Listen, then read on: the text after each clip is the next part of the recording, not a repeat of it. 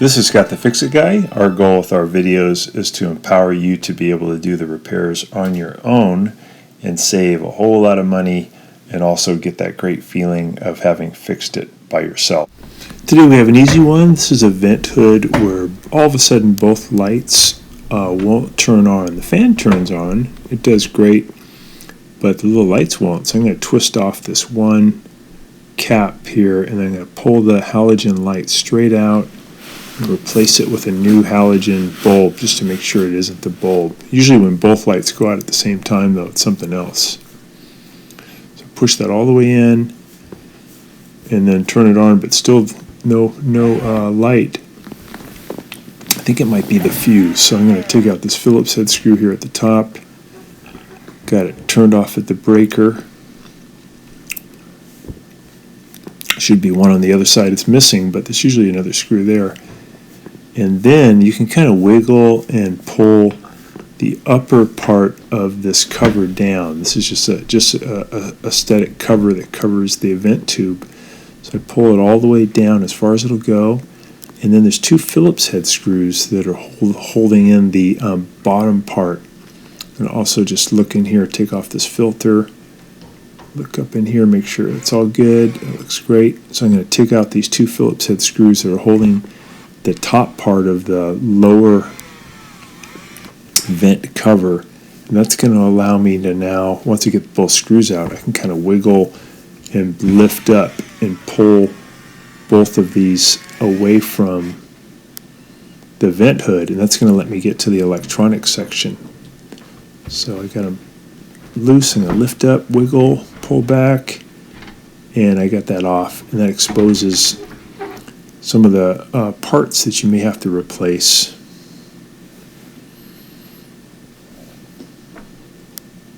So go ahead and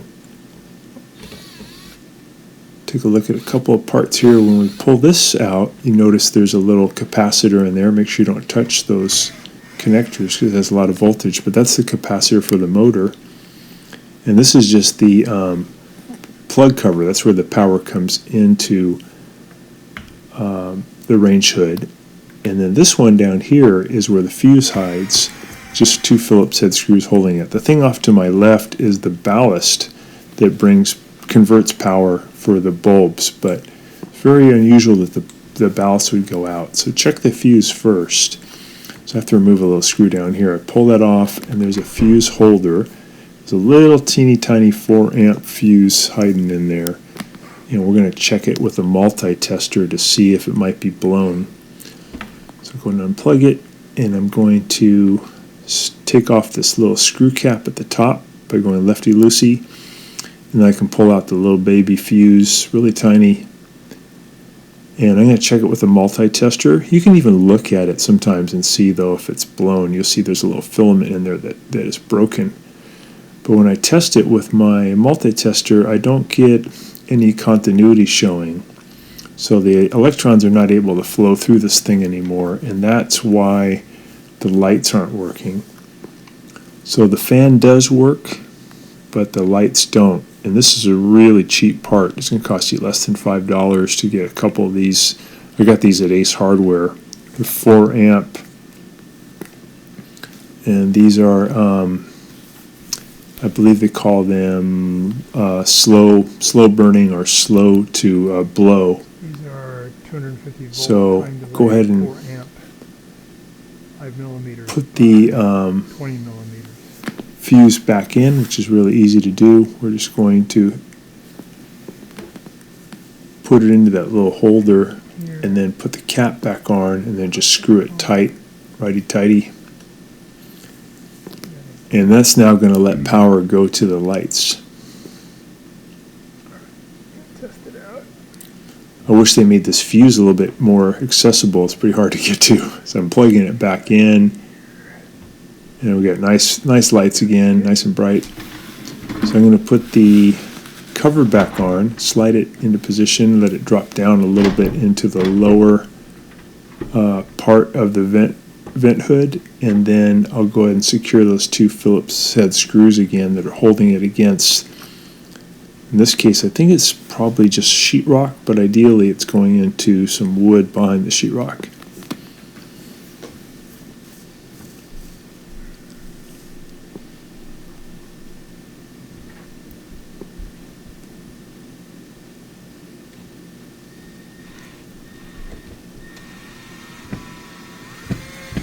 So we want to get those all the way in as flush as they can go, because the upper section has to slide in front of it.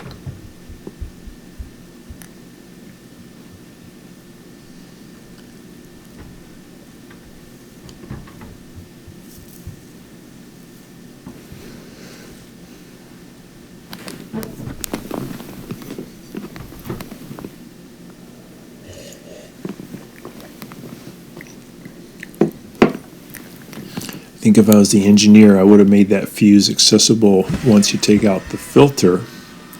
Put a little compartment right there instead of having to do all this disassembly. Kind of silly.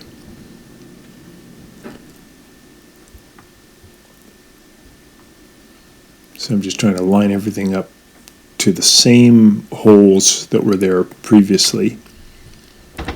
And I'll do the same on the right side. Tighten that up. All right, now we can slide the upper section back up into position. Make sure it's plugged in. Slide it up, and we have to kind of get it over this wood block, because the wood block is what the screws go into to hold it up into position. So I'm going to pull it out a little bit so I can get up there. I'm going to pull it on the right side, and we'll add those 2 Phillips head screws back in.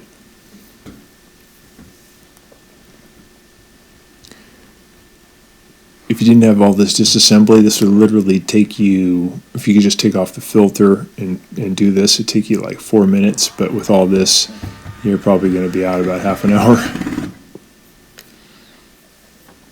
just going to put that filter back in. I was just checking what's up in there.